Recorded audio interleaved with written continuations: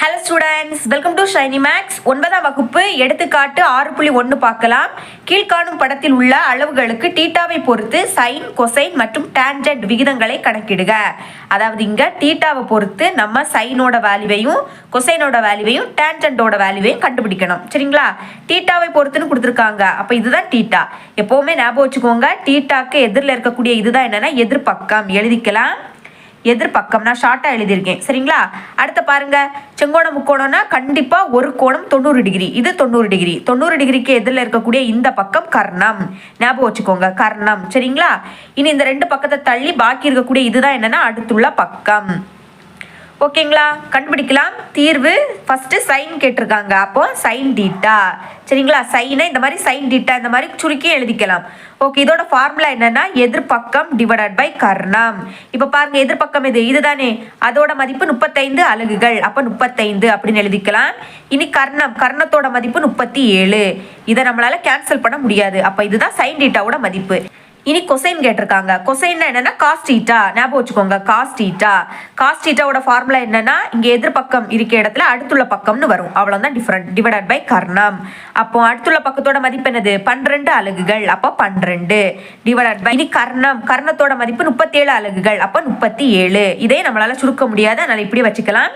இனி டான்ஜென்ட்னா tan theta.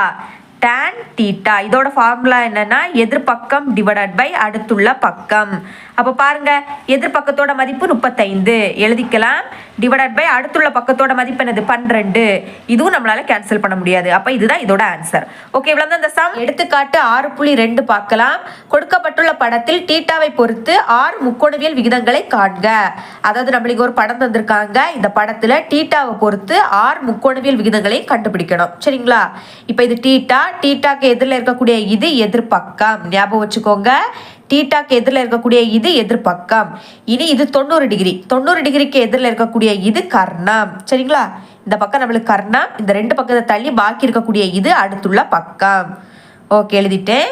இப்போ எனக்கு 6 முக்கோணவியல் விகிதங்களையும் கண்டுபிடிக்கணும். அது கண்டுபிடிக்கணும்னா எனக்கு இந்த 3 பக்கங்களோட மதிப்புமே தெரியணும். நம்மளுக்கு கொஸ்டின்ல 2 பக்கத்தோட மதிப்பு தான் கொடுத்துருக்காங்க. ஏபி இந்த பக்கத்தோட மதிப்பு கொடுக்கல. ஃபர்ஸ்ட் நம்ம அதை கண்டுபிடிக்கலாம். சரிங்களா? இப்போ பாருங்க, இது செங்கோணம் முக்கோணம். அப்ப பிதாகரஸ் தேற்றத்தை பயன்படுத்தலாம். எழுதிக்கலாம். பிதாகரஸ் தேற்றத்தின் படி, பிதாகரஸ் தேற்றம்னா என்னது? கர்ணத்தின் வர்க்கம் மற்ற 2 வர்க்கங்களோட கூடுதலுக்கு சமம். அதாவது கர்ணத்தோட வர்க்கம். கர்ணம்னா என்னது? பிசி. இதுதான் கர்ணம். அப்போ பிசி வர்க்கம்னால அடுக்குல 2. இது எதுக்கு சமம்? மற்ற 2 வர்க்கங்களோட கூடுதலுக்கு சமம். அப்போ ஏபி இது ஒரு பக்கம். எழுதிக்கலாம். ஏபி ஸ்கொயர் கூட்டல் ஏசி இது இன்னொரு பக்கம். AC square. மதிப்பை பிரதியிடலாம். ஃபர்ஸ்ட் பிசியோட மதிப்பு என்னது? 25. அடுக்குல 2 இருக்கனால நம்மளும் 2 போட்டுக்கணும். இஸ் ஈக்குவல் டு ஏபியோட மதிப்பு தான் கண்டுபிடிக்கணும். அதனால அதை அப்படியே எடுத்து எழுதிக்கலாம். கூட்டல் இனி ஏசியோட மதிப்பு 7. அடுக்குல 2 இருக்கனால நம்மளும் 2 எழுதிக்கணும். 25 ஸ்கொயரோட மதிப்பு என்னது? 625. அதாவது அடுக்குல 2னா 25 2 வாட்டி எழுதி பெருக்கணும். சரிங்களா? பெருக்குனா 625 தான் கிடைக்கும். இனிதான் கண்டுபிடிக்கணும். அதை அப்படியே வச்சுக்கலாம். ஏபி ஸ்கொயர் கூட்டல் 7 ஸ்கொயரோட மதிப்பு என்னது? 49. ஓகே, இப்போ 625 பிளஸ் 49 இங்க வந்துன்னா minus 49 is equal to AB square. 625 இருந்து 49 கழிக்கலாம். ஓகே, 49 கடன் வாங்கலாம். இது 15 ஆயிடும், இது 1 ஆயிடும். 15 இருந்து 9 கழிச்சா 6. 61 இருந்து 4 கழிச்சா 57.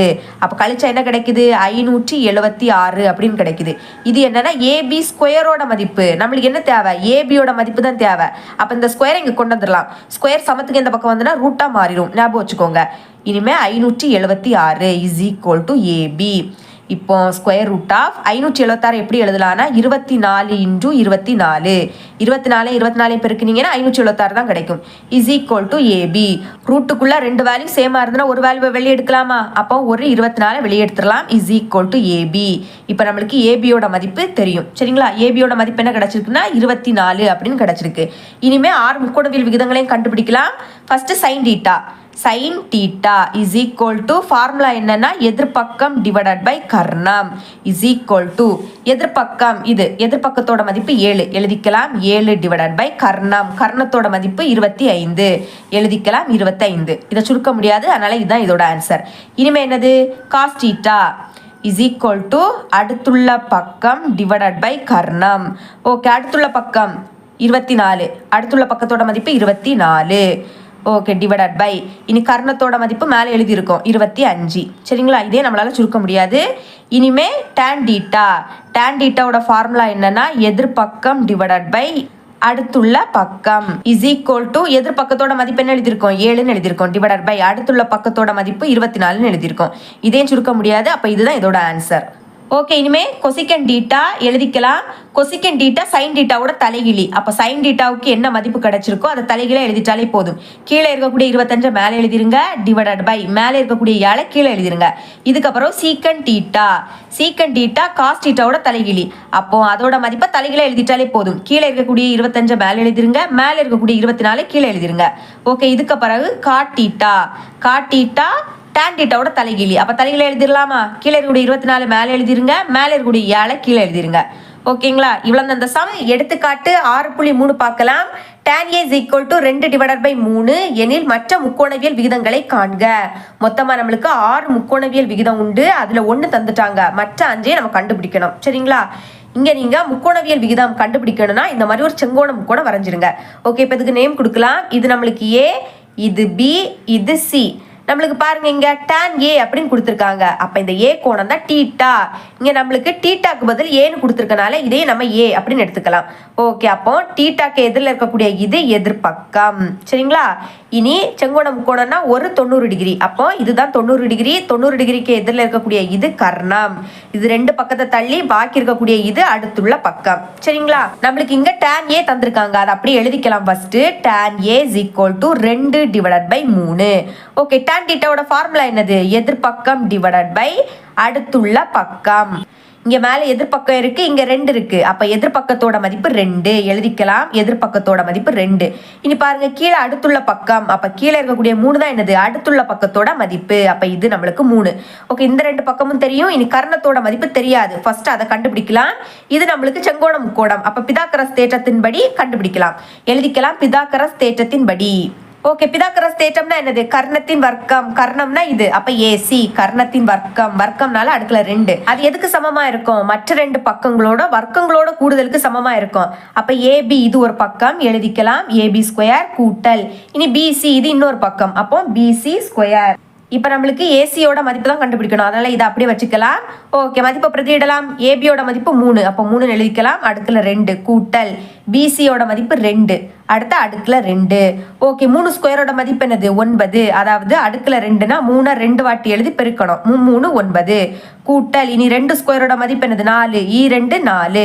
ஓகே, இப்போ 9 4 கூட்டுங்க 13ன்னு கிடைக்கும். இது என்னன்னா நம்மளுக்கு ஏசி ஸ்கொயரோட மதிப்பு. நம்மளுக்கு என்ன தேவை? ஏசியோட மதிப்பு தான் தேவை. அப்ப இந்த ஸ்கொயரை இங்க கொண்டு வந்துடலாம். அப்ப அங்க என்னது இருக்கும்? ஏசி. இந்த ஸ்கொயர் இங்க வந்துன்னா ரூட்டா மாறிடும். ஞாபகம் வச்சுக்கோங்க, ஸ்கொயர் சமத்துக்கு அந்த பக்கம் போச்சுன்னா ரூட்டா மாறிடும். இனி இங்க என்னது இருக்கு? 13 இருக்கு. அப்ப ஏசியோட மதிப்பு என்ன கிடைச்சிருக்குன்னா √13 எழுதிக்கலாம். ஏசி அதாவது கர்ணத்தோட மதிப்பு √13ன்னு கண்டுபிடிச்சிருக்கோம். சரிங்களா? இனி முக்கோணவியல் விகிதங்களை கண்டுபிடிக்கலாம். First sine theta. நம்மளுக்கு இங்க டீட்டாக்கு பதில் ஏன்னு கொடுத்துருக்கனால நம்மளும் ஏன்னு எழுதிக்கணும். ஓகேங்களா? இதோட ஃபார்முலா எதிர்பக்கம் டிவைடட் பை கர்ணம். ஓகே, எதிர்பக்கம்னா இது. அதோட மதிப்பு 2 எழுதிக்கலாம். 2 டிவைடட் பை கர்ணம். கர்ணத்தோட மதிப்பு இப்ப கண்டுபிடிச்சோம். என்ன கண்டுபிடிச்சிருக்கோம்? √13ன்னு கண்டுபிடிச்சிருக்கோம். சரிங்களா? ஓகே, இதுக்கு பிறகு காஸ் டீட்டாக்கு பதில் A is equal to formula அடுத்துள்ள பக்கம் டிவைடட் பை கர்ணம். ஓகே, அடுத்துள்ள பக்கத்தோட மதிப்பு 3. சரிங்களா? அப்போ 3 எழுதிக்கலாம். கர்ணத்தோட மதிப்பு என்ன கண்டுபிடிச்சிருக்கோம்? √13ன்னு கண்டுபிடிச்சோம். இதுக்கப்புறம் tan A. நம்ம இங்க tan A மதிப்பு டைரக்டாவே தந்துட்டாங்க. அதை அப்படியே எழுதிக்கலாம். இன்னொருக்க கூட 2 டிவைடட் பை 3. சரிங்களா? 2 டிவைடட் பை 3.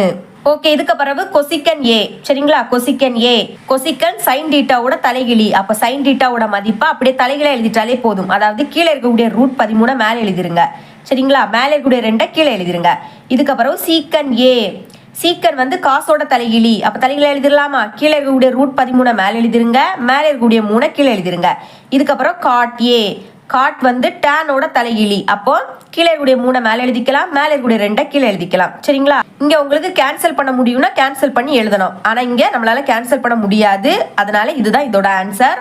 ஓகே, இவ்வளவு அந்த சம். 9ஆம் வகுப்பு எடுத்துக்காட்டு 6.4 பார்க்கலாம். Secant theta is equal to 13 divided by 5 எனில் 2 sine theta minus 3 cos theta divided by 4 sine theta minus 9 cos theta is equal to 3 என நிறுவுக. நம்மளுக்கு இங்கே ஒரு மதிப்பு தந்துக்கிட்டு இதை நிரூபிக்க கேட்குறாங்க. சரிங்களா? ஃபஸ்ட்டு தந்திருக்கதை அப்படி எழுதிக்கலாம். சீக்கன் தீட்டா இஸ் ஈக்குவல் டு 13/5. இப்போ சீக்கன் தீட்டாவோட ஃபார்முலா என்னது? கர்ணம் டிவைடட் பை அடுத்துள்ள பக்கம்.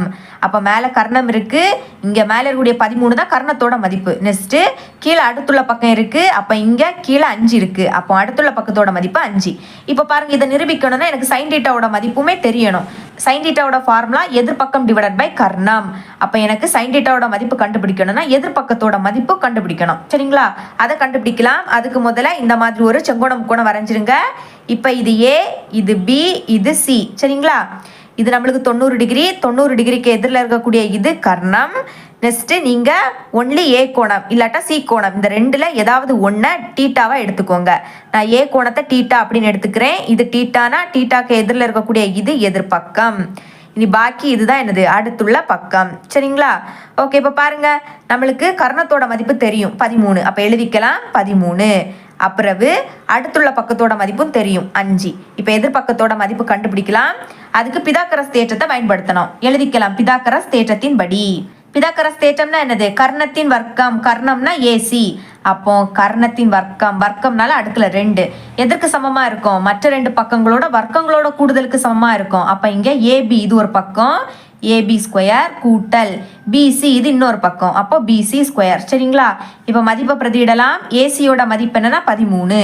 அப்போ 13 square is equal to AB, ஏபியோட மதிப்பு 5. அப்போ 5 அடுக்குல அந்த 2 கூட்டல் பிசி, பிசியோட மதிப்பு தான் கண்டுபிடிக்கணும், அதனால் அதை அப்படியே வச்சுக்கலாம். பிசி ஸ்கொயர் 13 ஸ்கொயரோட மதிப்பு என்னது? 169. இனிமே பாருங்க, 5 ஸ்கொயரோட மதிப்பு 25 ப்ளஸ் 25 சமத்துக்கு இந்த பக்கம் வந்துன்னா -25 மாறிடும். இஸ் ஈக்குவல் டு இங்கே இனிமே பிசி ஸ்கொயர் மட்டும் இருக்கும்.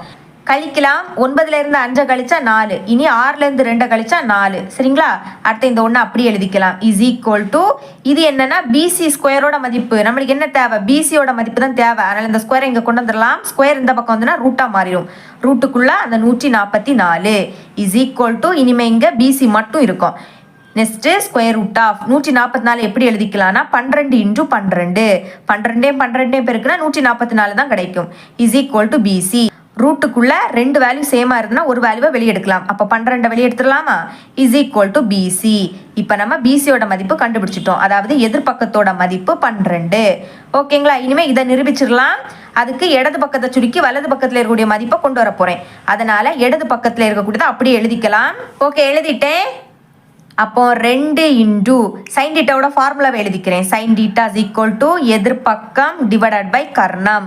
அப்போ எதிர்பக்கத்தோட மதிப்பு 12. அப்போ 12 டிவைடட் பை கர்ணத்தோட மதிப்பு 13. 13 எழுதிக்கலாம். மைனஸ் இனிமே 3 இன்டூ காஸ் டீட்டாவோட ஃபார்முலாவை எழுதிக்கலாம். Cos theta is equal to அடுத்துள்ள பக்கம் டிவைடட் பை கர்ணம்.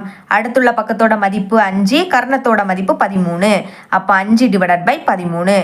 இனி ஹோல் டிவைடட் பை கீழே என்னது இருக்கு? 4 இருக்கு இன்டூ. ஓகே, 4 இன்டூ இங்கே என்னது? Sine theta. மேலே சைன் டீட்டா பதில் என்ன எழுதியிருக்கோம்? 12 டிவைடட் பை 13. அதே இங்கே எழுதிக்கலாம். இனிமே மைனஸ் 9 இன்டூ காஸ் டீட்டா. மேலே காஸ் டீட்டாவுக்கு பதில் என்ன எழுதியிருந்தோம்? 5 டிவைடட் பை 13. அதே இங்கே எழுதிக்கலாம். சரிங்களா? Is equal to பெருக்குங்க. 2 12 பெருக்குனா 24. டிவைடருக்கு கீழே 13 இருக்கு. இனிமே மைனஸ் இதையும் பெருக்குங்க. 3 5 15. டிவைடருக்கு கீழே 13 இருக்கு. இனி ஹோல் டிவைடட் பை இங்கேயும் 4 12 பெருக்குனா 48. டிவைடருக்கு கீழே 13 இருக்கு. அதை அப்படியே எழுதிக்கலாம். இனி மைனஸ் 1/5 45. டிவைடருக்கு கீழே 13 இருக்கு. சரிங்களா? இஸ் ஈக்குவல் டு இப்போ பாருங்க, இங்க டிவைடருக்கு கீழே ரெண்டுமே சேமா இருக்கு. அப்போ அதை ஒரு வாட்டி எழுதிக்கிட்டு மேலே இருக்கிறத அப்படியே சால்வ் பண்ணிட்டாலே போதும். நடுவில் மைனஸ் இருக்கனால கழிச்சிடுங்க. 24ல இருந்து 15 கழிச்சா என்ன கிடைக்கும்? 9ன்னு கிடைக்கும். இனிமே டிவைடட் பை இங்கேயும் பாருங்க, டிவைடருக்கு கீழே சேமா இருக்கு. அதை ஒரு வாட்டி எழுதிருங்க. மேலே இருக்கிறத அப்படியே சால்வ் பண்ணிடலாம். நடுவில் மைனஸ் இருக்கனால கழிக்கலாம். 48ல இருந்து 45 கழிச்சா 3ன்னு கிடைக்கும். சரிங்களா? இப்போ பாருங்க, மேலே இருக்கிறது அப்படியே எழுதிருங்க. 9 டிவைடட் பை 13. இப்போ டிவைடருக்கு கீழே இது இருக்கு. அப்போ பெருக்கல் போட்டு கீழே இருக்கிறத தலைகீழா எழுதிட்டாலே போதும். அதாவது கீழே இருக்கக்கூடிய 13 மேலே எழுதிருங்க, மேலே இருக்கக்கூடிய 3 கீழே எழுதிருங்க. இப்போ பாருங்க, இந்த 13 இந்த 13 என்ன ஆயிடும்? கேன்சல் ஆயிடும். இனி 3ஆம் வாய்ப்பாடு கேன்சல் பண்ணலாம். 1 3 3 3 3 9. அப்போ பாக்கி என்னது இருக்கு? 3 மட்டும் இருக்கு. இதை பாருங்க, இதுதான் நம்மளுக்கு நிரூபிக்க வேண்டியதுல வலது பக்கம். அப்போ இடது பக்கத்தை சுருக்கி வலது பக்கத்துல இருக்கக்கூடிய மதிப்பை அப்படியே கொண்டு வந்துட்டோம். அப்போ இஸ் ஈக்குவல் டு வலது பக்கம் அப்படின்னு எழுதிக்கலாம். அப்போ ஃபைனலாக தேர்ஃபோர் நம்மள்ட்ட என்ன நிரூபிக்க சொன்னாங்களோ அதை அப்படியே எழுதிக்கிட்டு என்ன நிரூபிக்கப்பட்டது இப்படின்னு எழுதி முடிச்சுக்கணும். ஓகேங்களா? இவ்வளோ அந்த சம் இது உங்களுக்கு கிளியராக அண்டர்ஸ்டாண்ட் ஆயிருக்கும் நம்புறேன். தேங்க்ஸ் ஃபார் வாட்சிங்.